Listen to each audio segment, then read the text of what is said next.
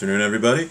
We're learning the laws of davening, and today we're going to be discussing what happens if you're davening Shemona Esrei and an animal comes at you, or back in the day they had a horse and buggy, or a car. What do you do to get out of the way? So we learned yesterday that the best thing to do, the first thing you can do is to shorten your Shemona Esrei, and we mentioned how to do that yesterday.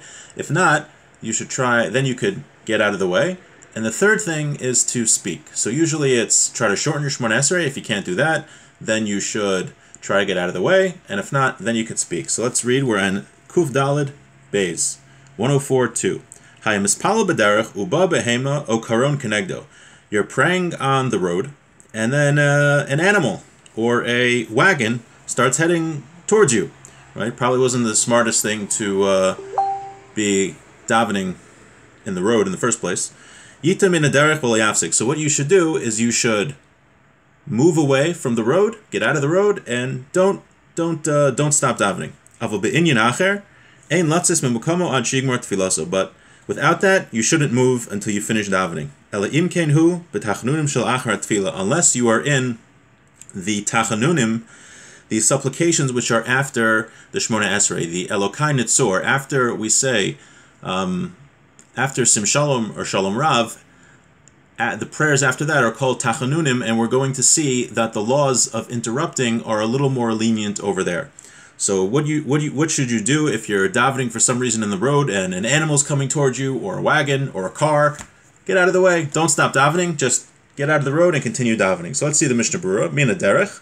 Rotzalomer aftahu sakanta shelo yavo habehema v'karon alav mikol makom came into efshel linatzel mezeh idei shiata min aderech asul lahavsik b'dibur lomer leish acher shiaka b'makal behema v'ligor b'bala karon shelo yavo kenegdo. So this is coming to teach us that even though you're in danger, so it's better, since you're able to get out of the way, it's better to do that than to tell somebody to hit the animal so it doesn't hit you, right? So it's better to move out of the way than to speak. One should not still not speak. Zayin b'inyan acher v'siman tzadi sivchav zayin shiny shehu tzorech tefila. There it's talking about, I believe that's a case when a child urinates in the synagogue, one is allowed to move away to daven somebody somewhere else. Now again, these halachas are so serious because we're talking about Shemona Esrei, the silent prayer where one is not supposed to interrupt at all because we are literally in front of Hashem, literally in front of the King. Ein latzeis, v'yesh ligor bechazanim she'okrim memakomim b'yom kippurim kishemagian el va'anachnu korim u'b'seder avoda u'kadi'isa b'simen tafresh chafalav sifdalad b'haga el ma'amidin o shtender kinog beinu l'teva u'avoda misalkin hashtender ve'ein tzarech l'akaraglov. He says that we should scream at the chazanim, the cantors, on Rosh Hashanah and Yom Kippur, who take their feet apart when they bow for V'anachnu Korim, because in Yom Kippur, if you know, during the avoda of the cantor's repetition in Yom Kippur, the cantor has to bow down. But while he bows down, he has to keep his feet together. One's not supposed to take their feet apart when they're davening Shemona Esrei. So how do you do that? How do you bow down when you have to keep your feet together? So the Mishnah Berurah writes, what you should do is that you have a lectern in front of the lectern, so that when you get to that part, you can remove the middle lectern so you have enough room to bow down. But one should not, the chazan should not take his feet apart when he bows down for va'anachnu korim. B'tachanunim, da'az mutter im ha'akira l'tzarech mitzvah k'tzas. So he writes that we mentioned that the tachanunim, which are after Shemona Esrei, the permissibility to take one's feet apart and to go is a little more lenient. When is it lenient? It's lenient for a mitzvah k'tzas, a small mitzvah. Now, what's a small mitzvah?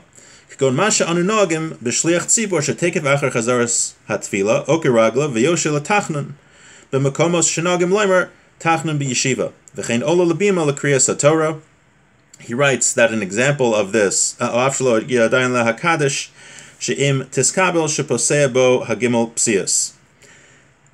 the chazan, if you notice, in Shachris, after he finishes the Shemona Esrei, after he finishes the repetition, right away, he goes and he sits down to say Tachnun, but he doesn't take 3 steps back.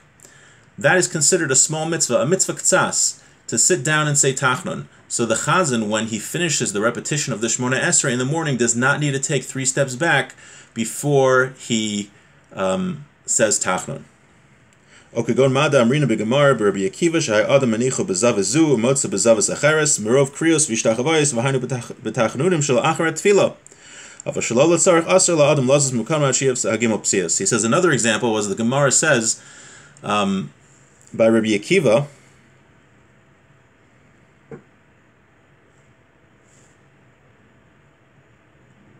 that he would start davening from on one side of the synagogue and they would find him davening at the other end of the synagogue. So how was he moving around?